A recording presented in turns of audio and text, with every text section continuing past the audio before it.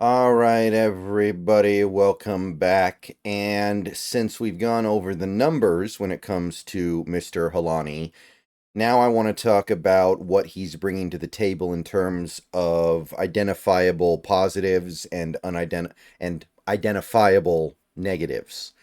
So, obviously, as a UDFA, there's going to be a little less to go into here, but there should also be an understanding of what we're getting. I'd say on average, an NFL team can expect one or two of their UDFAs to make their team. And over the course of maybe 5 years, I'd say two of them would go on to actually be net positive starters. If I had to guess, some teams probably get it right a little more than others, and some teams probably get it right a little less than others. But when you think about the Seahawks and the success they had in UDFA over the Pete Carroll, John Schneider tenure, you had guys like Doug Baldwin who were UDFAs and went on to become a Pro Bowl caliber player. And you also were able to hit gold with guys like, for instance, Jermaine Curse. He was another good one. Deshaun Shed was a UDFA, I believe, and he became for a relatively short time, decent starter.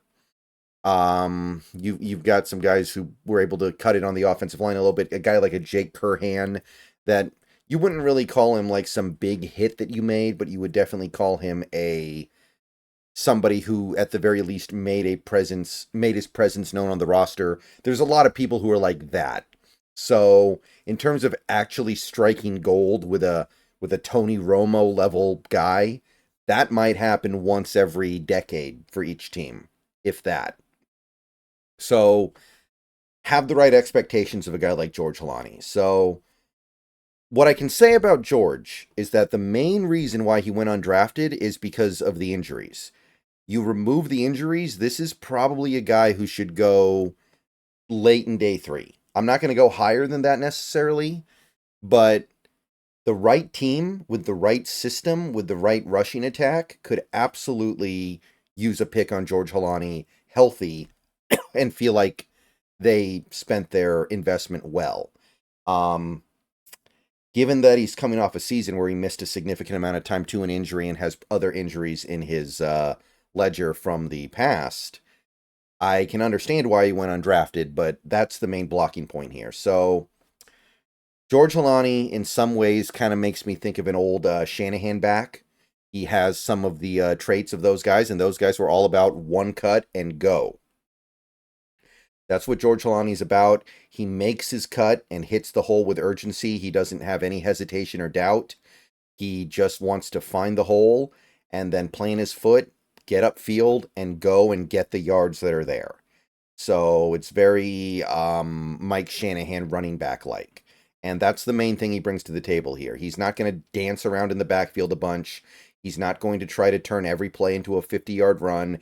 He's not going to try to bounce everything outside when he doesn't need to. He's going to get the yards that are available, and he's going to use his power, which he does have a little bit of, to try to squeeze out a little extra. And I do mean a little extra. It's not going to be like, oh, I'm going to run some people over and then run for another 50 yards.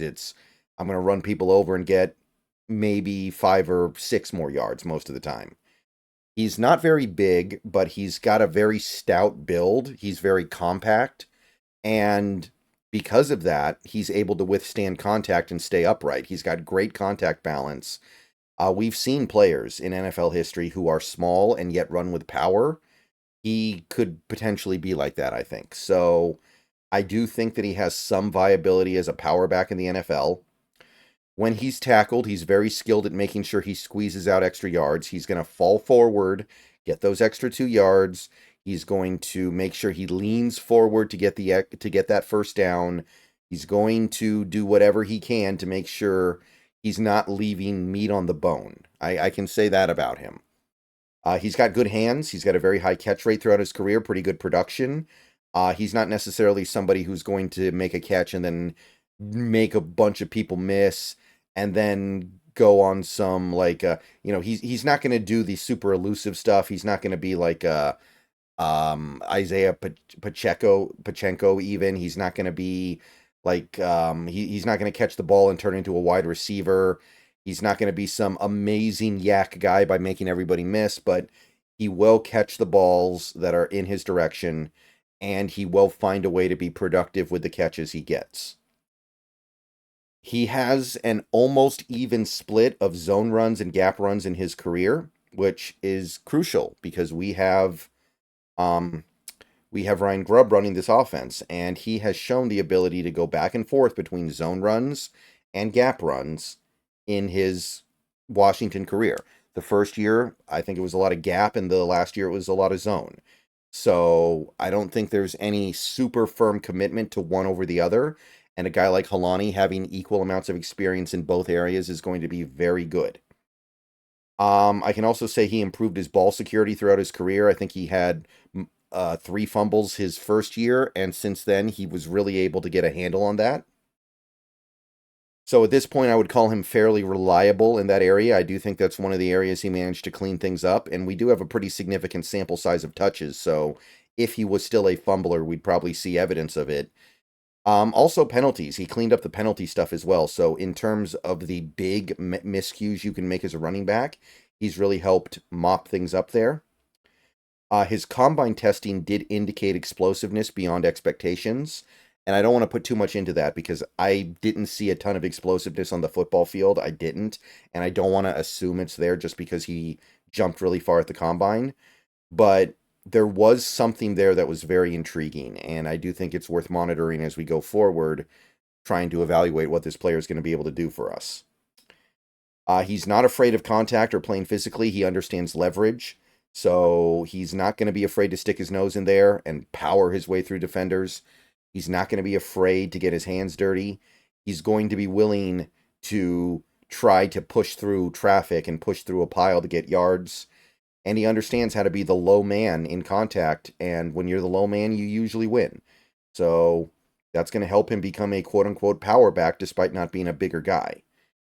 And while I don't think that Boise State did it that much, it is worth noting that he is capable physically of running real routes out of the backfield. He can run a wheel route. He can run a seam route.